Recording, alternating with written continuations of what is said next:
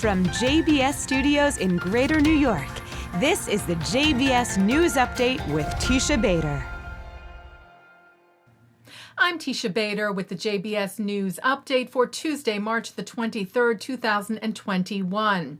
We open with Election Day in Israel today, the fourth national elections in less than 2 years in the country. Israel's President Reuven Rivlin commented on that frustrating reality as he cast his ballot today in Jerusalem. Rivlin, whose term ends this summer, said, "I am voting for the last time as president, but also as a concerned citizen."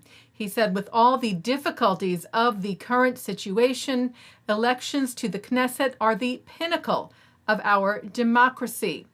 4 elections in 2 years, he said, erodes public trust in the democratic process. But only you, he told the public, can influence. There is no other way. Calling the elections the holy of holies of our democracy and urging people to go vote. Israeli Prime Minister Benjamin Netanyahu cast his vote in the capital today as well with his wife Sarah, expressing hope that he said this is the last election, also urging the public to exercise their right to vote, calling the elections a festival of democracy. Turnout, however, seemed low this time around. The Central Elections Committee said it was at around 51.5% as of 6 p.m. local time today, which is 4.8% lower than the same time in the last election. The 51.5% represents 3.3 million voters having cast ballots. That number includes IDF soldiers who cast their ballots at bases across the country, patients hospitalized in coronavirus wards across the country as well, where mobile voting in some cases came to their bedsides, as well as those Israeli citizens who flew back to Israel today to cast their votes at special stations set up for the very first time in a designated corridor of Ben Gurion Airport. Preliminary results of the elections will likely not be available until sometime Friday, but in the meantime, you can tune in right after this newscast tonight to a special from ILTV in Israel with news coverage and analysis of the elections. A rocket was fired at southern Israel this evening from Gaza. The IDF said an alert was activated in open areas. Israeli media reports that the projectile landed near the city of Beersheba in an open area with no apparent damage or injury. Netanyahu, as well as several other candidates, had been campaigning in the city of Beersheba, as well as other parts of the Negev throughout the day today, but reports say the prime minister had left the area shortly before the rocket attack. Well, a suspect has been arrested in the brutal assault of a young Jewish woman in London. Police arrested a man in his late 50s yesterday on suspicion of grievous bodily harm relating to the attack Thursday in Stamford Hill, which is a predominantly Orthodox Jewish neighborhood.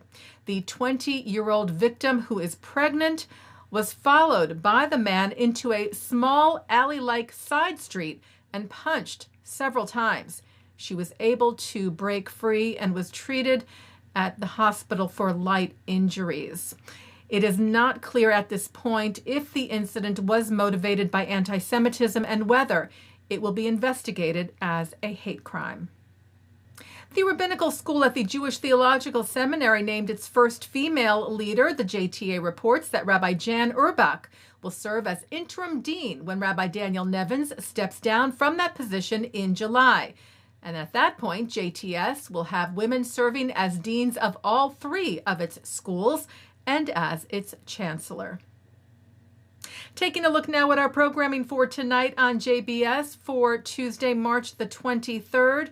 At 7:30, the Jerusalem Post's Mayan Jaffe Hoffman moderates a discussion about how Israeli technologies provide solutions to new problems that have arisen during the pandemic, with panelists Kira Radinsky, Asher Dagan, and Rafi Kamener. At 8 o'clock, it's part 2 of a look at the Israeli elections and pluralism in Israel. At 9, Mark Golub speaks with Stephen Weil, National Director and CEO of the Friends of the IDF, on L'chaim.